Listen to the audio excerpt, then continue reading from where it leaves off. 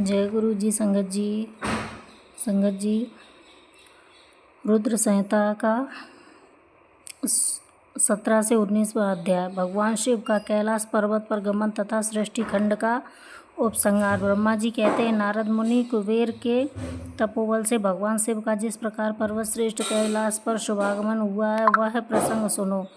कुबेर को वर देने वाले विश्वेश्वर शिव जब उन्हें निधिपति होने का वर देकर अपने उत्तम स्थान को चले गए, तब उन्होंने मनी मन इस प्रकार विचार किया, ब्रह्मा जी के ललाट से जिनका प्रादुर्भाव हुआ था तथा जो प्रलय का कार्य संभालते हैं, वे रुद्र मेरे पूर्ण स्वरूप हैं। अतः उन्हीं के रूप में मैं गुह्यकों के निवास स्थान में कैलाश पर्वत को जाऊंगा। उन्हीं के रूप में मैं कुबेर का मित्र बनकर उसी पर्वत पर विलास पूर्वक रहूंगा और बड़ा भारी तप करूंगा।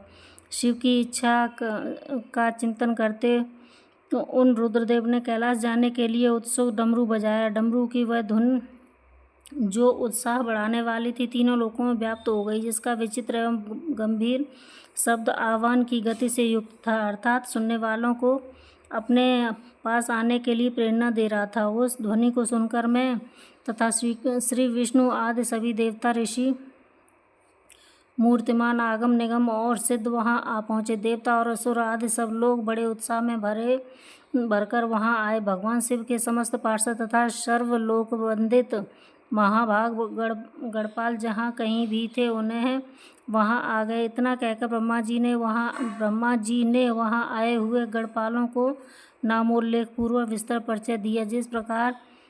इस प्रकार कहना आरंभ किया। वे बोले, वहां असंख्य महाबली गणपाल पधारे। वे सबके सब सहस्त्र भुजाओं से युक्त थे और मस्तक पर जटा का ही मुकुट धारण किए हुए थे। सभी चंद्रचूड़, नीलकंठ और त्रिलोचन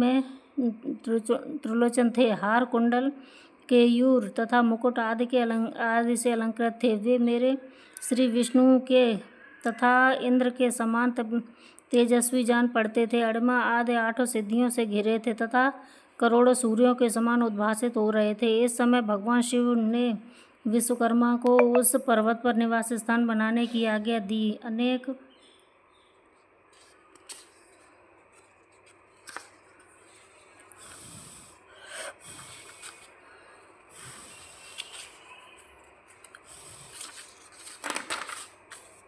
भक्तों के साथ अपने और दूसरों के रहने के लिए यथायोग्य आवास तैयार करने का आदेश दिया। मुनि तब विश्वकर्मा ने भगवान शिव की आज्ञा के अनुसार उस पर्वत पर जाकर शीघ्र ही नाना प्रकार के ग्रहों की रचना की। फिर श्रीहरि की प्रार्थना से कुबेर पर अनुग्रह करने भगवान शिव सानंद कैलाश पर्वत पर गए। उत्तम मुहूर्त में अपने स्थान में प्रवेश करके भक्त वत्सल परमेश्वर शिव ने सबको प्रेमदान दे सनाथ किया। इसके बाद आनंद से भरे हुए श्री विष्णु तथा समस्त देवताओं, मुनियों और सिद्धों से शिव का प्रसन्नता पूर्वक अभिषेक किया।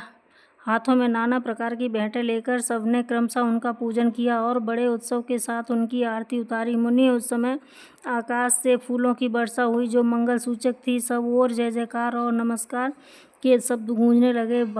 महान उत्साह फैला हुआ था जो सबके सुख को बढ़ा रहा था। उस समय सिंहासन पर बैठकर श्री विष्णु आदि सभी देवताओं द्वारा की हुई यथोचित सेवा को बारंबार ग्रहण करते हुए भगवान शिव बड़ी शोभा पा रहे थे। देवता आदि सब लोगों ने सार्थक एवं प्रिय वचनों द्वारा लोक कल्याणकारी भगवान शिव का पृथक पृथक स्तवन किया। सर्वेश्वर प्रभु ने प्रसन्नचित्त से यह स्तवन सुनकर उन सबको प्रसन्नता पूर्वक मनोवांछित वर एवं अभीष्ट वस्तुएं प्रदान की। मुनि तदनंतर श्री विष्णु के साथ में तथा अन्य सब देवता और मुनि मनोवांछित वस्तु पाकर आनंदित हो भगवान शिव की आज्ञा से अपने अपने धाम को चले गए। कुबेर भी शिव की आज्ञा से प्रसन्नता पूर्वक अपने स्थान को चले गए। फिर वे भगवान शंभु जो सर्वथा स्वतंत्र हैं, योग परायण एवं ध्यान तत्पर हो पर्वत पर प्रवर कैलाश पर रहने लगे। कुछ काल बिना पत्नी के ही बिताकर परमेश्वर शिव ने दक्ष कन्या सती को पत्नी रूप में प्राप्त किया।